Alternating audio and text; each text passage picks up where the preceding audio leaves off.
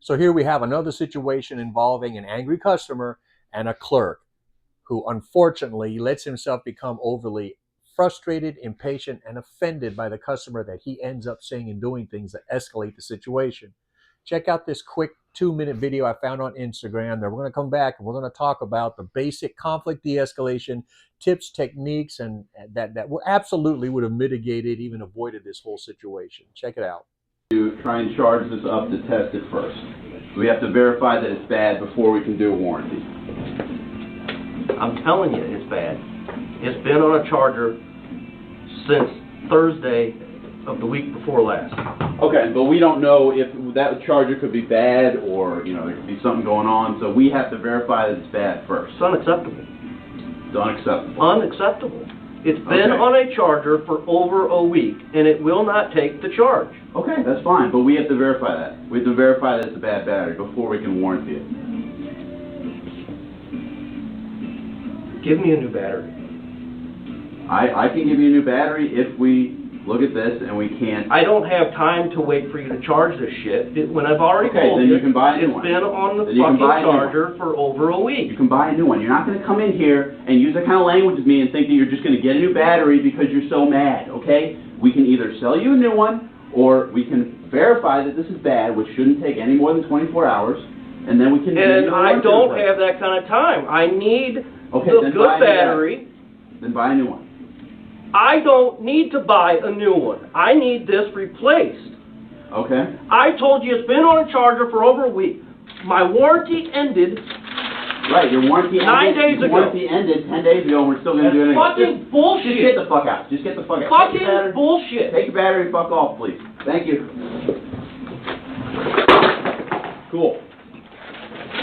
Tell me to fuck off.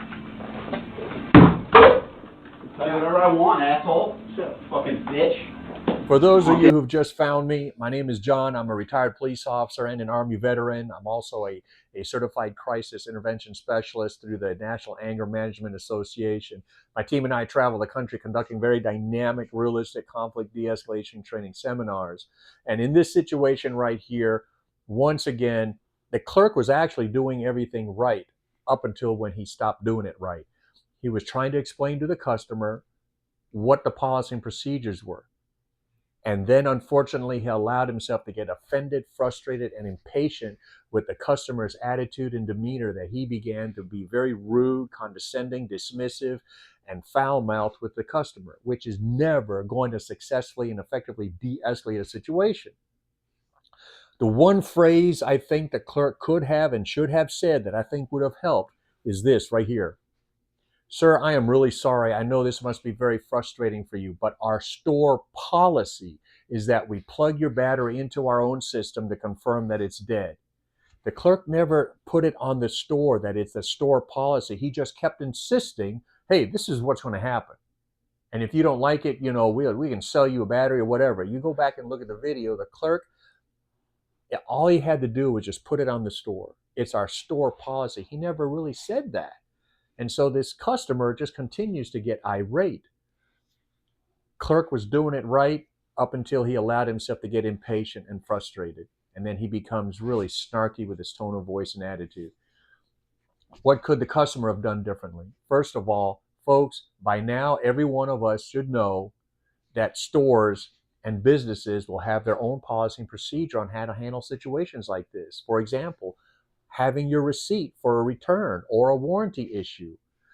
When you start getting upset with the clerks and the people at the store, you're not helping them want to work with you, and they're going to dig their heels in. If you know that you have something out of warranty, you should take a moment to make sure you're extra nice, because I've done it. Most people will be happy to work with a customer or client who's treating them with dignity and respect, and not being all rude and foul-mouthed and demanding and entitled and all that. If you have something that you need to return or replace, and we've all been there, take a moment to understand that these folks are going to have their own policy and procedures, and even though they may be rude or inarticulate about how they express to you what the policy and procedure is, doesn't change the fact that they have policy and procedures they need to follow to make sure that replacement or the refund or whatever is done properly to what they need to do for their business. It is what it is.